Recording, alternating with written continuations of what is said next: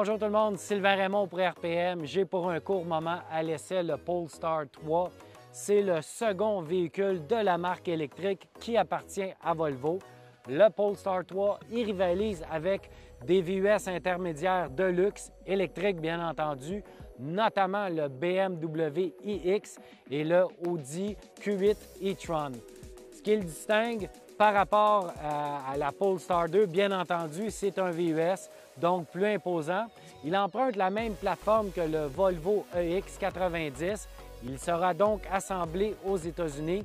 Par contre, si vous cherchez un véhicule électrique abordable, ce n'est pas la réponse puisque le Polestar 3 débute à 93 200 $ dans sa version de base, alors que la version performance dépasse les 100 000 $. Donc, bien entendu, ce n'est pas un véhicule de masse pour le moment. Donc, les deux versions sont proposées. Ce qui les distingue, c'est les chiffres de puissance. La version de base hérite de 2 moteurs électriques, donc elle dispose d'un rouage intégral. L'ensemble développe 489 chevaux. Avec le groupe Performance, on a joué dans l'informatique et les logiciels. On hausse la puissance à 517 chevaux. On a les deux mêmes moteurs électriques, également le rouage intégral. Donc, deux versions, deux niveaux de puissance. Une seule batterie, par contre, elle est de 111 kWh et donc 107 kWh utilisables.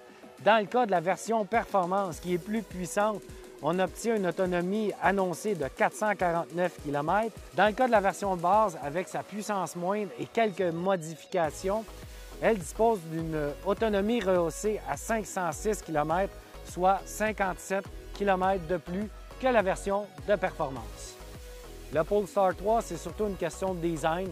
VUS avec une forme à l'arrière très coupée, petite fenestration pour le haillon.